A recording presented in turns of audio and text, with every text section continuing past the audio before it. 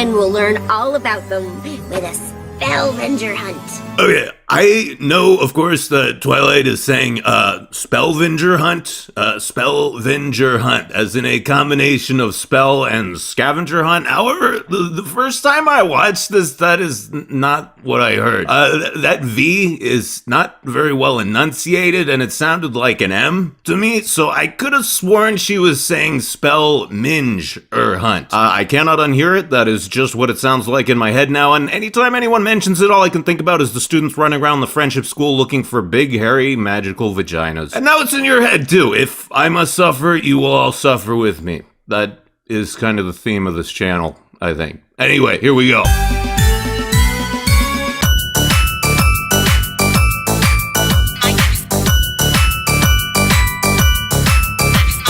Okay, so I didn't have a beer to crack open. All I have is empty beer cans, so I thought I'd crush one instead, but I think I just caught myself.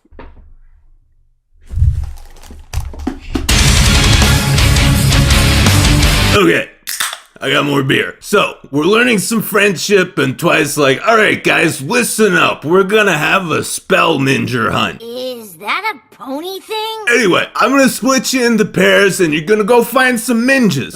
Question. Yeah, changeling girl. It's Ocellus? I'm gonna forget that again in a week, but, what's your question? When are you gonna stop milking this one shitty joke? When are you gonna grow a fucking personality? Ouch. Wrecked. Shut up, Ember Jr. I still can't even tell if you're a chick or a dude.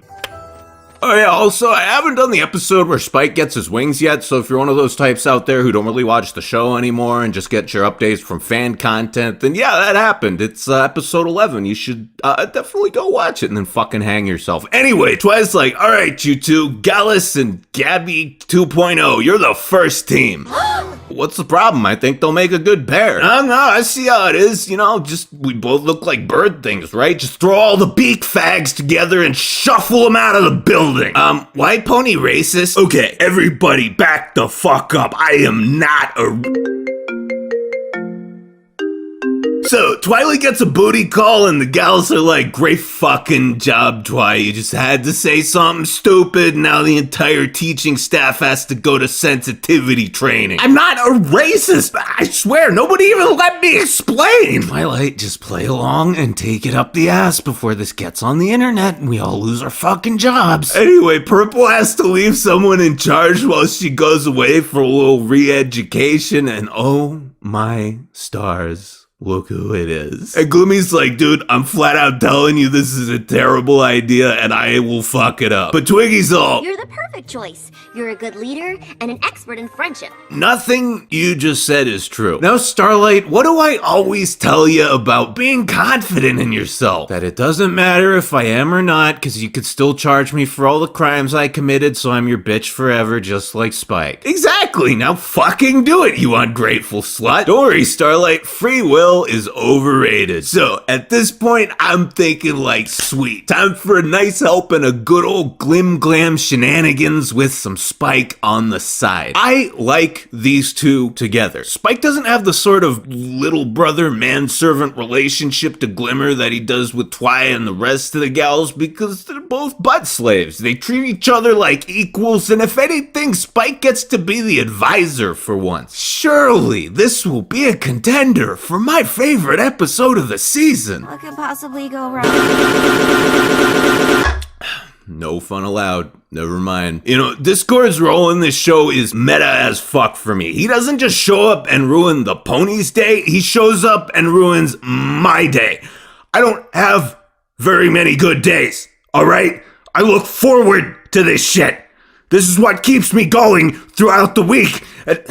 Hold on, maybe this could be okay. Right? Granted, Discord is still far from my number one choice if I happen to be in Ponyland looking for someone to hang out with, but after that whole Fluttershy tea party incident last season and getting to see the world through his eyes for a minute, I've been feeling a little warmer towards the guy lately. I will give this a chance and maybe he won't fuck it up. No! He's fucking it up! He's fucking it up! I'm just thinking, if Glimmer went walking around wearing that wig, no extra effort, just exactly like this with the hair hanging out and everything, how long do you think it would actually take before someone even looked close enough and realized she wasn't Twilight? Anyway, Douchecord pulls his usual act and fucks everything up, so Glim Glam has to call in the cavalry, and oh, Trixie, you're back. You're finally back. You see, guys, you can't evade the law forever. All those years of illegal back alley firework dealings and smoking shards finally caught up to poor Trixie, and over the past 10 months, she's been paying her debt to society at the Canterlot Correctional Friendship Dungeon. But now, finally, Glimmy's been able to use her government connections to get Trixie into a work release program, and in another display of the blatant nepotism in practice at this institution has gotten her a cushy job teaching here at the School of Friendship. Also, hey Spitfire, why you looking at me like that, huh?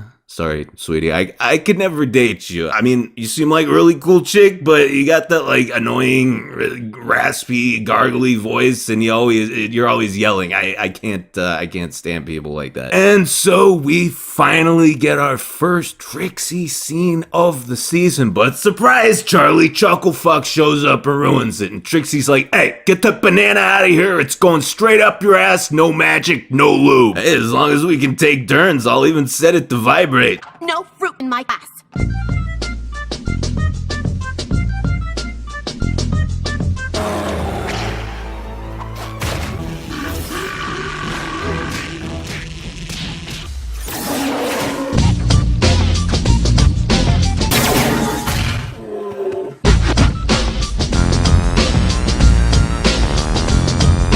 Anyway, Glimmy finally gets as sick of Discord shit as I am, and she's like, give me a reason, dude.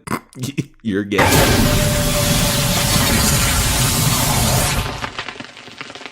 Well, I think we're back in the running here, guys. And so, Glimmer does some first-rate guidance counseling and guides her foot straight up Discord's asshole. And these guys are like, wait, that was just like a temporary ban, right? No, he's dead. And Spike's all, man, that was maybe disproportionate retribution, a little bit, possibly. Okay, maybe I got caught up in the moment a little bit, but like, do you think anyone's really gonna be broken up about it? Well, you did just kind of ruin my D&D nights, but yeah, probably no one except Fluttershy. I mean, she's always hella depressed anyway, right? So, no harm, no foul? Bruh, if Twilight hasn't chopped your horn off by now and left you to rot in a dungeon, I don't see how this would be the tipping point. Now come on, we got a spell twat hunt to run.